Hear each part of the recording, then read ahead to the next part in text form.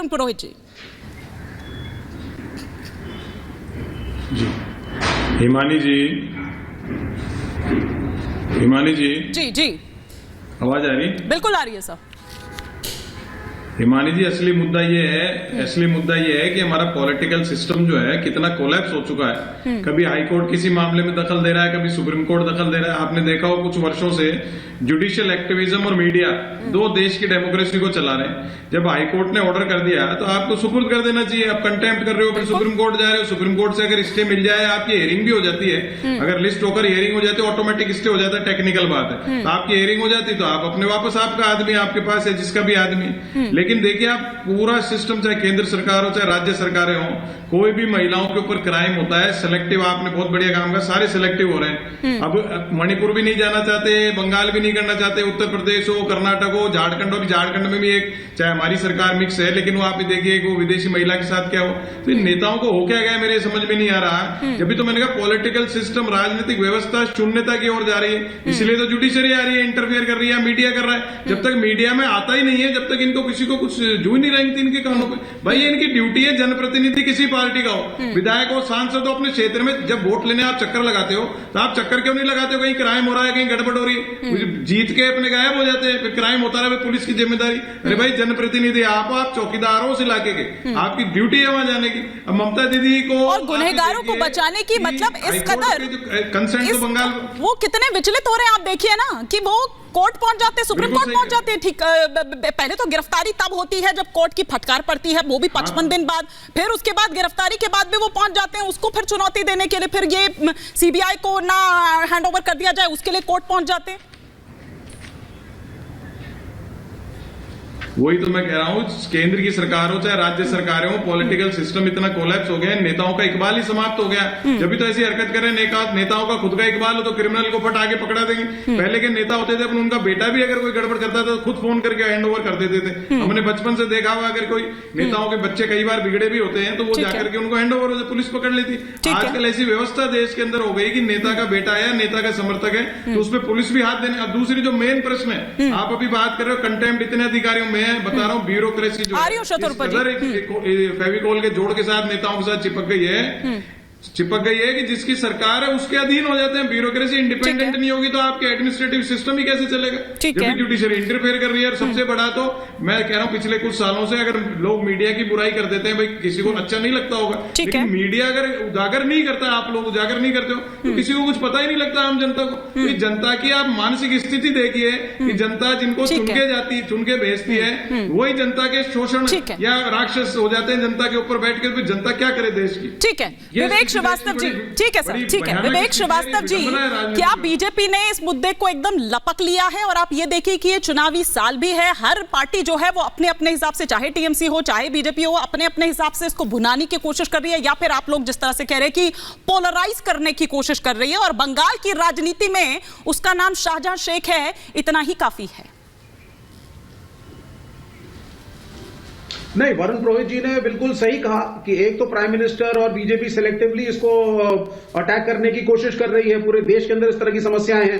हम लोग तृणमूल कांग्रेस के खिलाफ हैं। हम लोगों ने प्रोटेस्ट भी किया, कांग्रेस ने भी किया, लेफ्ट ने भी किया, गए धरने दिए, मिलने की कोशिश करी और इस इश्यू को सॉल्व करने की कोशिश करी। लेकिन इसको हमने एक कम्युनल एंगल नहीं दिया जैसा कि बीजेपी ने दिया। प्राइम मिनिस्टर ऑलरेडी अनिर्बन बोल चुके हैं और लोग भी बोल चुके हैं। मणिपुर पे ब्रिजभूषण शरण सिंह के केस पे 65,000 से ज्यादा केस महिला उत्पीड़न के उत्तर प्रदेश में है। प्राइम मिनिस्टर करे ना एड्रेस वहां पे महिलाओं की रैली कि यूपी के अंदर एट्रोसिटीज बहुत हो रही हैं। तो किसी भी इस तरह की सेंसिटिव इशू को वोट्स के लिए एक कम्युनल एंकर देकर के पॉलिटिसाइज करना ऑनरेबल प्राइम मिनिस्टर को नहीं करना चाहिए था, मेरा ये मानना है। वो बाकी इश्यूज पे साइलेंट है।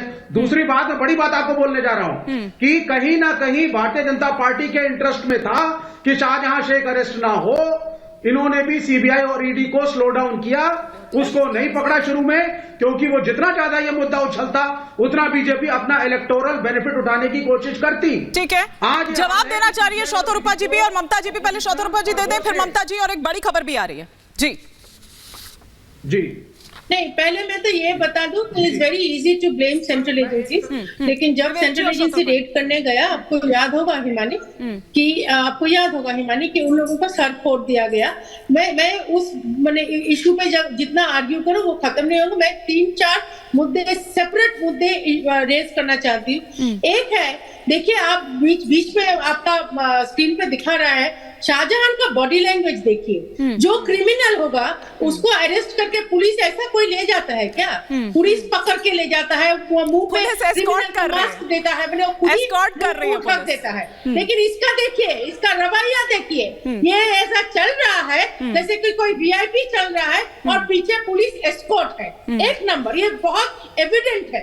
दूसरा ये बात है कि आज शायद ये मुद्दा उठाने की पहले जांच सीआईडी कर रहा था, सीआईडी जो कि स्टेट एजेंसी है, और शाहजहां ने एकदम साफ रिफ्यूज कर दिया कि हमने तुमको कोई उत्तर नहीं देना है, हमने उच्च अधिकारी को दिया है। उच्च अधिकारी कौन है? ममता, उनका हेंचमैन होगा।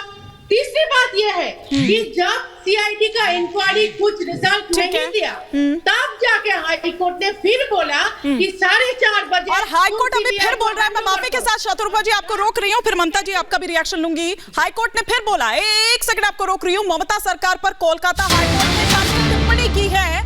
ममता सरकार का कोर्ट का आदेश ना मानना चिंताजनक है, ये सीधे तौर पर हाईकोर्ट ने तल्ख टिप्पणी की है। रिपब्लिक भारत के पास हाईकोर्ट के आदेश की वो जो कॉपी है वो भी है। बंगाल सरकार को शाहजहां शेख को सीबीआई को हैंडओवर करना ही होगा, लेकिन बावजूद उसके ममता जी कर नहीं रही है हैंडओवर। सीआईडी जो है, सीआईडी की टीम जो है, और यही कारण है कि सीबीआई वहां पर वेट कर रही है। अनिर्बान जी का मैं बाद में काउंटर रिएक्शन लूंगी, पहले ममता जी। हाँ, मैं 30 सेकंड्स लूंगी। पहली बात तो मैं ये बोलना चाहती हूँ, जो अभी बीजेपी स्पोक्स पर्सन ने बोला है कि शाहजहां शेख की जिस दिन उसकी सो कॉल्ड गिरफ्तारी हुई थी, उस दिन बॉडी लैंग्वेज देखिए, अहंकारी व्यक्ति अकड़ के चल रहा है ना। ये लग रहा है कि महिलाओं का दोषी है, दुराचारी व्याभिचारी व्यक्ति है ये, जिस तरीके से इसको लेके जा रहे हैं। क्यों है ये अकड़?